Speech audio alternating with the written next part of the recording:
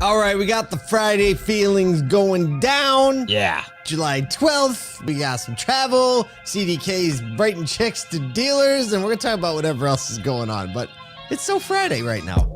It's so Friday. It's so Friday. Man, you know, I remember love when we rain. used to remember we used to let the music run for a minute? And we've bound. We haven't done that in a long time. This song's dope. This song is so dope. It's the only song that's dope that this artist makes. Don't tell me. Look, I'd get sick of a song. We've played this song 600 times. Like this would Like, be number get one it on my out. Spotify plays. I play it once a day. That's funny. She's actually an artist that lives near New York City, and we were talking about like it would be awesome if we could have her actually come out to a SodaCon. Maybe 2025 is the year. Maybe that's the day. We got a Maybe fun that's- little SodaCon 2025 maybe drop on Monday. I don't know. Oh. Just gonna drop a little Easter egg right there. Just pay attention. If you're you're not in the paying email, attention, you know. and if you're not in the email, get the email. Asodu.com. All right, what were you gonna say? I interrupted you with the jam. Well, no, I'm you know, rain is great. And we all need rain for grass to grow. But when you get like a 5-day sunny, warm stretch in the summer, there's no way you can enter Friday and Saturday not feeling good about it. Yeah, You know what I mean? That's true. Just something that it does to the inner psyche. So That's true. that's That's what we're good to running know. That's good to know. Is all the grass getting brown? Does it get brown in Nashville? all of it. They Oh. doesn't stand a chance mid-July. Oh, okay. Got it. Yeah. You can water the heck out of that thing. Still doesn't. Still stand. going brown. No. Still going brown. Oh man, you and I are going to be traveling quite a bit. And Michael Cirillo, we're gonna be around the world. Actually, he's going to like Holland. We're gonna release that info soon. But yeah, we're gonna be at it next week. We're on the road a little bit. Get to go to Beaver Toyota, MC the charity golf tournament, which is an amazing event. We'll try to make a little something from you. So we'll be coming to you live from the dealership golf event on Monday morning. So tune in then. Also heading out to Idaho for Darren Doan's brand building summit, whatever that thing is. We're going to be emceeing the automotive amplifiers contest for Reynolds and Reynolds. We're going to NAMAD. We're going to the Welcome Conference to hang out with Will Guidera. Oh my goodness. Trying to bring all this stuff as close to you as we can. All these things that are happening, all these insights, we're trying to get out there so we can bring it back to you because it opens our thinking. It connects us with one another. And I got to say, I've seen a network effect in the Asoto community this year, like You're right. start to multiply. You are so right. Like just seeing people, meeting people, understanding where they're at. Everybody kind of like travels as a crew and starts to impact the places where they go. And not just that, but you start to see all these theses that people are learning start to trickle deeper and deeper, and deeper in the industry. Yep. I never get upset when someone puts forward like a thesis that sounds a lot like the Asoto thesis. Just copy In the their heck own out words. of that Joker. Copy it, steal it, all the stuff. Done. All the stuff. Without a Everybody wins. Everybody. Speaking of everybody winning, maybe Segue. start off Need with a this segue. story, We you know? do. Well, in a letter to over 15,000 dealerships, CDK Global CEO Brian MacDonald committed to compensating customers for financial losses caused by the June cyber attacks, saying, quote, "We recognize that the events have been challenging and we will provide you with some financial relief." Thank dealers for their patience and said, quote, "With all of our major applications available to dealers and OEM and third-party integrations coming online quickly, our restoration process is now coming to a close." That's so good to hear. And all the people rejoice. He went on saying to start to reassure people about security improvements, saying they've taken steps to secure our environment. We'll continue to work with top third-party security experts to constantly evolve our approach. As a market leader, we're well equipped to make the ongoing necessary investments. There you go.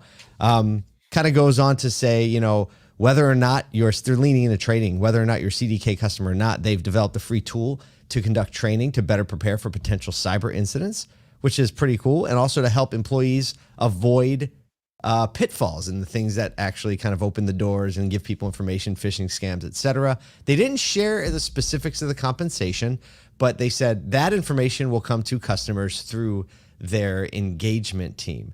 So Rita Case, good friend of ours, CEO of Rick Case Automotive Group, suggested this approach. She said, "I would suggest offering dealers over the course of a year a credit equivalent to 3 months of services that would treat large and small groups equally." So there you go. Yeah. That seems a little aggressive to me, but I understand that there's, and How much is, well, I don't even know. How much is like 3 months of service? Do you know? well, I mean, it depends on what you're buying through CDK. I mean, you could be in for 15 grand a month on per rooftop, Okay. depending on how much you're buying from them. Yep. For sure. Yeah.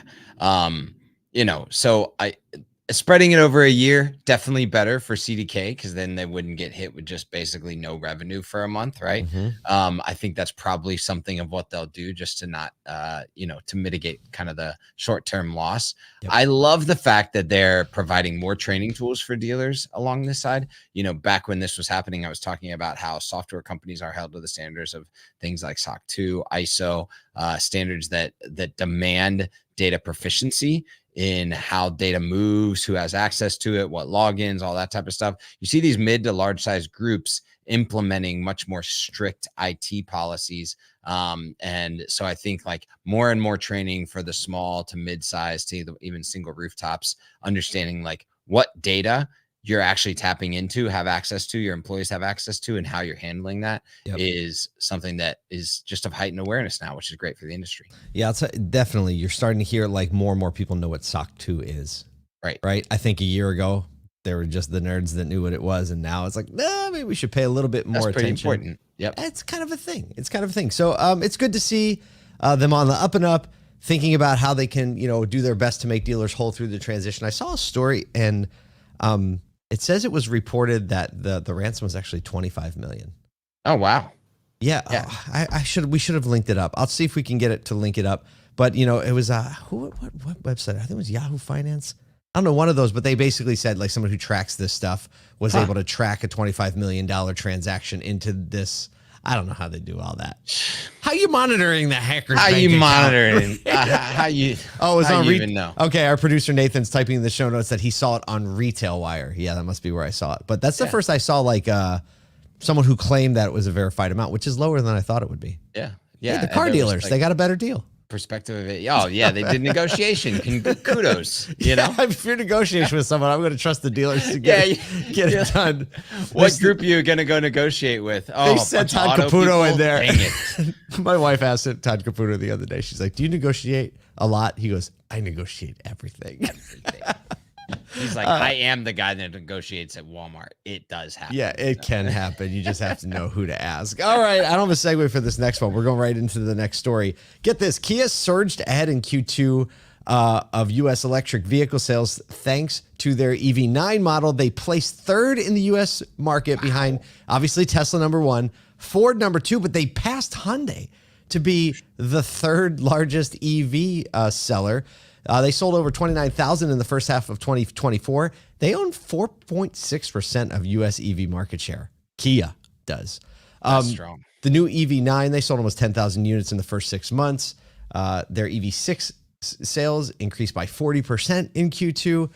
The top 10 right now are Tesla, Ford, Kia, Hyundai, BMW, Rivian, Chevrolet, Mercedes, Toyota, and Cadillac. So there you go. Yeah, they're 5.4 in Q2 market share versus Kia or Hyundai's 5.1. Kia spokesperson said the rapid growth in the EV sector is a testament to innovative models and strategic market approach. As a note, by the way, yesterday we learned that Tesla will be delaying their robo-taxi reveal. No way. No, they announced something and pushed it up from August. Now it is October. So you knew that was coming. Back to the Kia story. Kia is no longer a sleeper, just so everybody knows. Like, no, Kia is not under a rock, like just coming from the back. They are in pursuit of leadership. And so I think just a brand to be reckoned with. Anyone who owns a Kia store is like, we do this. We like, knew. We are crushing now. I'm telling you what, these EV9s and EV6s, they're good looking. They are really nice driving vehicles.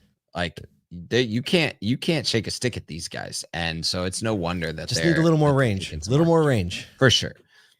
Did you see? I saw a post yesterday from I think it was Mohawk Chevrolet, and they got their first two Silverado EVs. Yeah, and it was like the nice model, and then like the work truck model. Get this range, 440 miles. That's strong. I can't think of anything stronger, honestly. All day. Yeah. In a truck? Not a chance. A nice looking pickup. Yeah. I mean, that's so shit. I don't know, maybe GM. And GM's just like GM's kind of late. They have the Bolt, right? But they took it off the market. They're putting the new Bolt out. This trucks are just getting out there. So I'm thinking GM's going to make its way up the list pretty quickly. They're going to be fine. I'm not worried about them. Like they know what's up for sure. They've been their skateboard mentality of this battery pack. I think it's going to win. It's kind of the same mentality that Rivian had. Yep. And this like interchangeable bottom layer. Yep. Really smart. Yep. So. Yep. Speaking of batteries. Speaking of really fast batteries. Segue. The key element into solving the EV challenges. A new startup from Cambridge, NioBolt, great name, has unveiled a revolutionary battery that charges in, get this, under 5 minutes, addressing a major EV drawback. The new 35 kilowatt lithium ion battery charges from 10 to 80% in just 4.5 minutes. Now, it needs to use a 350 kilowatt DC ultra rapid charger, which is currently rare. There's a company out of New York doing this. This company from Cambridge is doing it. But they are expecting that technology to become more widespread by the end of the decade. It's much faster than a current charger, which is typically over 20 minutes for the same type of range. So we're getting closer to the the refueling time of a gas car. Yeah, absolutely. It also generates less heat, improving safety. How do they do that? Longevity, especially with that speed, less heat. Okay, doing something. Right now, they're negotiating with 8 electric car manufacturers for potential deals, although the 35 kilowatt battery is much smaller than the typical 85 kilowatt battery found in most American EVs. So, still a range question on only 35 kilowatt hours and whether or not it can handle the larger cars, especially in the American manufacturing. Their CEO, Sai Shivareddy said, we are enabling the electrification of new products and services currently considered inviable or impossible. So I think the 35 kilowatt thing gives a little context, right? Right. The battery's less than half the size. And if you could charge a battery less than half the size in 4.5 minutes, that means you may be able to get under 10 minutes. Right. On the larger battery, which is still a 100% improvement. Massive. 50%. So, but yeah, as these things closer, a lot of people have been saying, right? We're going to figure out how to charge the battery faster. And once you get in that 5 to 8 minute window, like, you really could be back to gas station style experiences. Yes. Right. And so that makes it really complicated now all of a sudden. Yep. Because you have a lot of infrastructure investing in an experience and not just that, not but quick in out. You think about, daily driver type stuff. Oh my that's gosh. where house charging is fine, right? Like people have not, it's the road travel that if you have to stop for half an hour or 40 minutes to get that full charge, that's what has been some of the biggest drawbacks. Yeah. Well, and just the fact that vertical living is going to be a challenge, right? Yes. Yeah. But still, I mean, that infrastructure still involves people parking for a long period of time if you have a car, right? So there's even a thing there.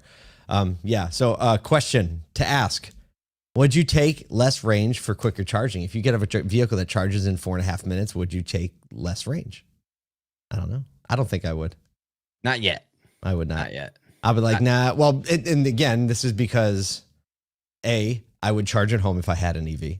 Yep. And B, I can plan my trip if I was taking a trip enough to do 20 minutes instead of 4.5. Yeah, because you can still drive for 3 hours on that charge, right? Yeah. Like you're and ready for to me, get out and stretch your legs if we're anyway. stopping with kids, it's a 20-minute We're getting stop out no matter what. Yeah, remember that time, you stopped for gas and no one got out of the car when you have a bunch of kids? That never happened. Never. It never is going to happen. Hey, we hope you have an amazing weekend.